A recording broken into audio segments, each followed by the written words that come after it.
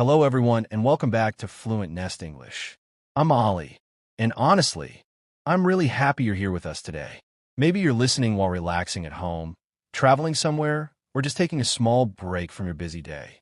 Wherever you are, thank you for joining us. And I'm Emily. Today's episode is going to be very special because we are talking about something that almost every English learner struggles with: how to speak English naturally with friends without feeling nervous or afraid. Oh, yes. I think this is one of the biggest problems for learners. Many people study grammar for years. They watch English videos every day. They learn vocabulary again and again. But when it's finally time to speak with someone, suddenly their mind becomes completely blank. Exactly. And if that happens to you, please know something important. You are not alone. Millions of English learners around the world experience the same thing. Honestly, Emily, this used to happen to me too. In class, I could understand lessons very easily. I could even write long answers in English.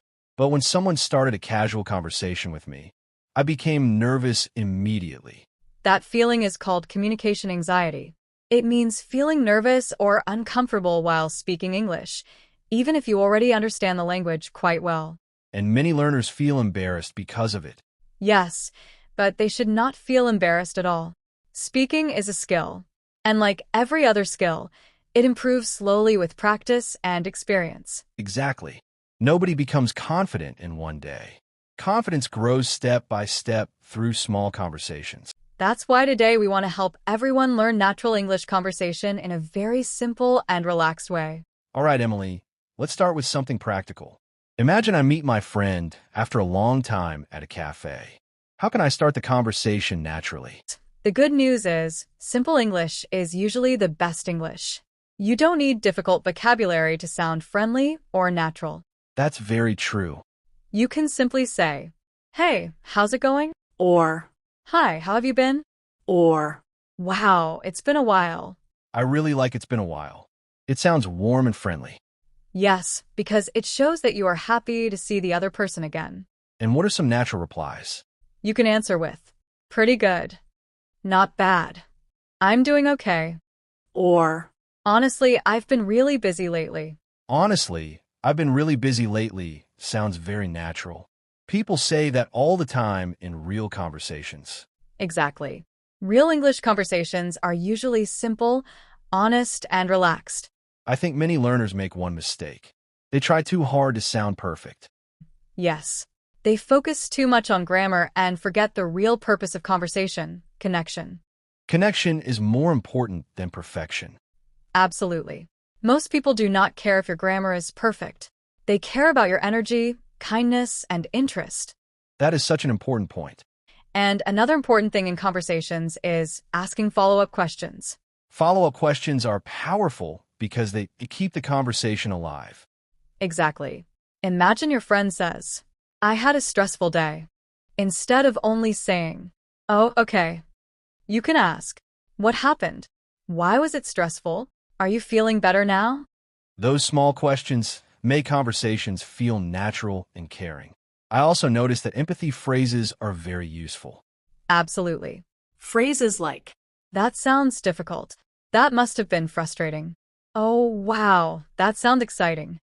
I can understand that. These phrases are simple but emotionally powerful. Exactly.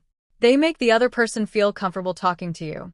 Now let's talk about something every learner experiences: not understanding someone. Oh, yes. First of all, listeners should remember this. It is completely normal. Even native speakers ask people to repeat things sometimes. Exactly. You can politely say, "Sorry, could you repeat that? I didn't catch that. Could you explain that again?" I didn't catch that sounds very natural. Yes, native speakers use it all the time in everyday conversation. And honestly, asking questions actually improves communication. Because it shows that you truly want to understand the person. Emily, another thing I notice in English conversations is storytelling. Friends tell small stories all the time. That's true. Storytelling is a huge part of natural conversation. But many learners feel nervous about telling stories in English. The secret is simple. Don't try to tell a perfect story. Just explain events naturally and clearly. Can you give us a small example? Of course. So, yesterday I went to the supermarket after work. I was really tired, and I accidentally bought coffee instead of milk. When I reached home and opened the bag, I just stood there laughing at myself. That actually sounds very natural and real.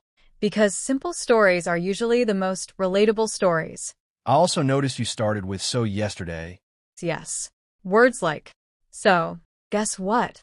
You won't believe this, are very common and natural story starters in English. They immediately make listeners interested. Exactly. They create curiosity and make conversations more engaging. You know, Emily, I think many learners believe confidence comes before speaking. But actually speaking comes before confidence. Exactly. Confidence grows through action and practice.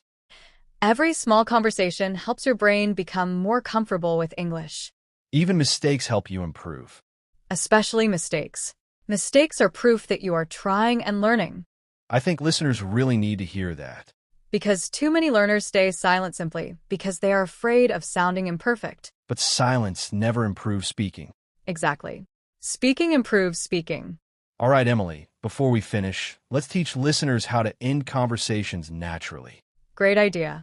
You can say, "It was really nice talking to you. Let's talk again soon. I enjoyed our conversation. Take care." Take care is one of my favorite phrases. Mine too. It feels warm, respectful, and genuine. And if you need to leave politely, you can say, "All right, I should get going." Or, "I'll let you go now." Those phrases sound very friendly and natural. Before we end today's episode, I want every listener to remember something important. Your English does not need to be perfect for you to have meaningful conversations. Real conversations are about connection, confidence, and kindness. Start with simple English. Speak slowly. Relax your mind. And most importantly, don't wait until you feel completely ready.